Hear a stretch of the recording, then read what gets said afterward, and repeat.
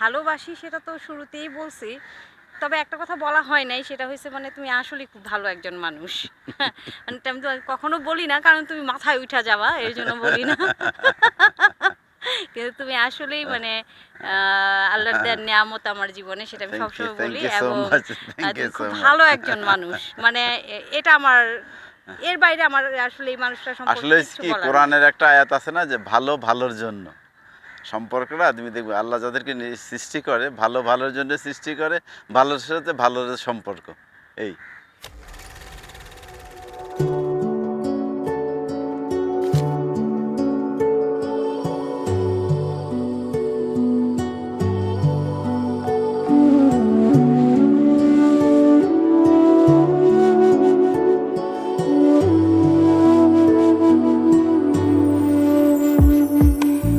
আমার স্বপ্ন তুমি, ওগো চিরদিনের সাথী। আমার স্বপ্ন তুমি, ওগো চিরদিনের পরিচয়টা সাথী। হচ্ছে আমরা ফোনে পরিচয়। মানে যদি ওকে আমি আগে দেখিনি, কিন্তু আমার বাবা ওকে দেখছে, কিন্তু আমি হচ্ছে ওর সাথে ফোনে কথা বলি। তারপরে আমাদের কথা বলতে বলতে কথা বলতে ভালো বলতে, লেগে আচ্ছা যায়। একটা ব্যাপার হচ্ছে আমরা কিন্তু হিন্দু মুসলিম, এটা হচ্ছে একটা ব্যাপার। তো এখানে দেখা যায় ভালো লাগা থেকে ও আসার আগেই মুসলিম হওয়া, তারপর হয়েছে ও তুমি ভালোবাসা। হ্যাঁ, ভালোবাসা তো সেটা আলাদা ব্যাপার। মানে মে মাসের 26-এ মানে 16 তারিখ ও দেশে আসে। দেশে আসার পর আমরা কিন্তু কেউ কাউকে দেখিনি এর আগে, হ্যাঁ, আমাদের পরিচয় ছিল না, শুধুই ফোনে কথা। তারপর যখন দেশে আসে একদিন রাতে আমাদের দেখা হয়, তাই না? রাত্রেবেলা দেখা হয়, তারপর আমরা তারপর হচ্ছে যে একজন কাজী ডেকে আমাদের বিয়ে হয়। তুমি সূর্য ওঠা, ভোর আমার, আর তারায় ভরা রাতে। আমার স্বপ্ন তুমি, ওগো চিরদিনের আচ্ছা যাই হোক, সাথী। যেহেতু আমরা ওই যে বললাম না যে আমরা দুজন দুইটা ধর্মের, তো সেক্ষেত্রে দেখা যায় এত স্মুথ ছিল না, হ্যাঁ, রাস্তাটা একটু কঠিনই ছিল। মানে অনেক কিছু ঝড় ঝাপটা অনেক কিছুই পার করে আসছি। অনেকে এমনও হয়েছে যে তারা সম্পর্ক রাখবে না। যাই হোক, আলহামদুলিল্লাহ সবচেয়ে বড় ব্যাপার ছিল যে আমার বাবার কাছে আমার বাবা আমাকে ছেড়ে দেয়নি, মানে আমার হাত আজও অবধি ধরে রাখছে। না, এই আর পরে কি। হয়েছে কি, পরে দেখা গেছে কি, যারাই মানে বিরোধিতা করছে সবারই সবচেয়ে আপন প্রিয়জন আমি। মানে ঠিক এই মুহূর্তে যদি আমি বলি, যদি পুরা ফ্যামিলিতে মানে সবচেয়ে প্রিয়জন হলাম আমি। না, আলহামদুলিল্লাহ এটা কিন্তু আমাদের অনেক বড় পাওয়া। আমি তোমার ছায়া, তোমার আকাশ নীলে, আমি স্নিগ্ধ মেঘের মায়া। তোমায় কাছে পেয়ে পৃথিবীতে কি আর সুখী, বলো আমায়। আমি তোমার ছায়া।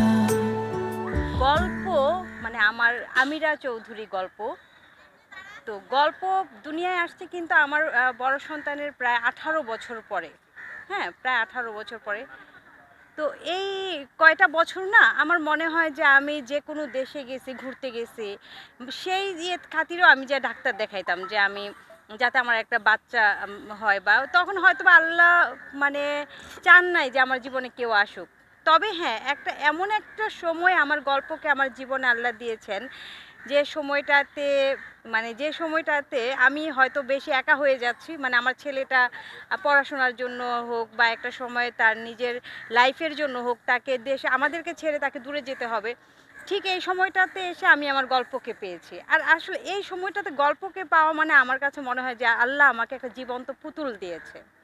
মানে আমি খেলার জন্য, আমার সময় কাটানোর জন্য, আমি ভালো থাকার জন্য, মানে আল্লাহ আমাকে একটা জীবন্ত পুতুল দিয়েছে, আলহামদুলিল্লাহ। আমি আসলে ওর সম্পর্কে না আমি বলে শেষ করতে পারবো না। মানে এমন একটা সময় আমার জীবনে আসছে, আহ, আমাকে সবাই বলে যে আমি খুব অবসেসড একজন মা।